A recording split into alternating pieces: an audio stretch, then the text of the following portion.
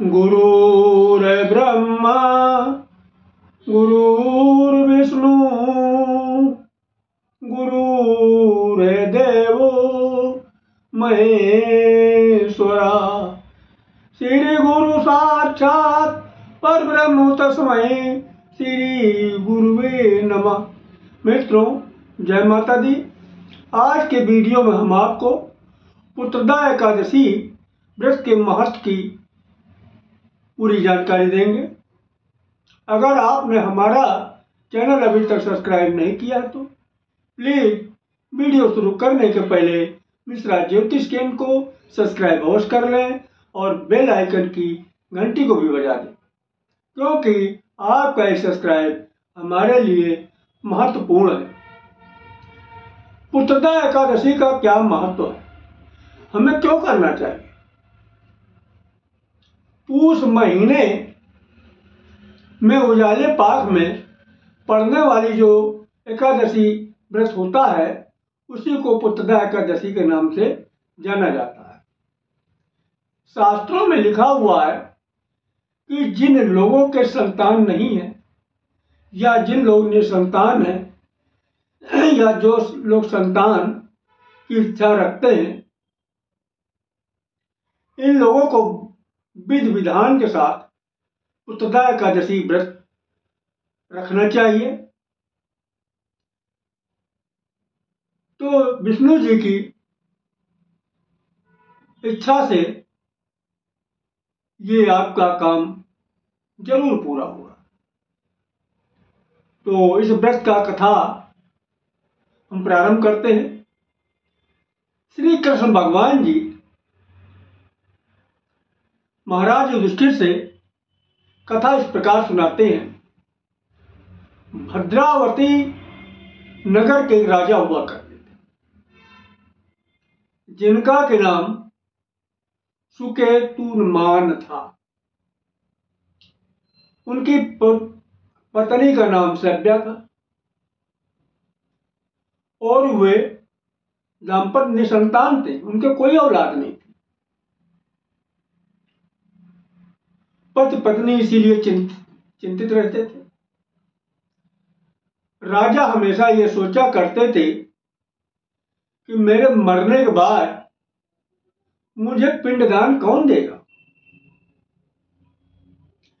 इन्हीं सारी बात को सोच सोच के राजा निराश हो गए। एक दिन वो आत्महत्या के उद्देश्य से जंगल की ओर चल दिए और जब घनघोर जंगल में पहुंचे तो वहां पे क्या देखा, कुछ महात्मा लोग उनको दिखाई। तो राजा के मन में जिज्ञासा जागी कि इन महात्माओं से जाके हम मिले। राजा गए, उन्होंने महात्माओं से दंडवत किया और महात्मा ने कहा, राजन, हम आपसे अत्यंत खुश हैं।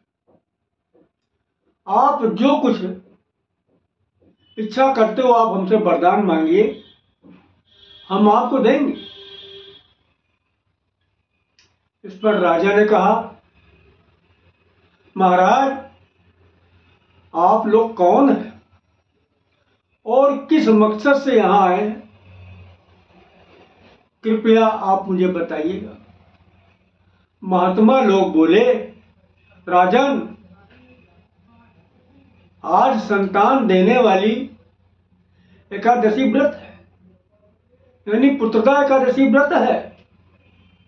हम लोग विश्वदेव हैं और इस सरोवर में स्नान करने आए। यह सुनकर राजा बोले, महाराज, मेरे भी कोई संतान नहीं है।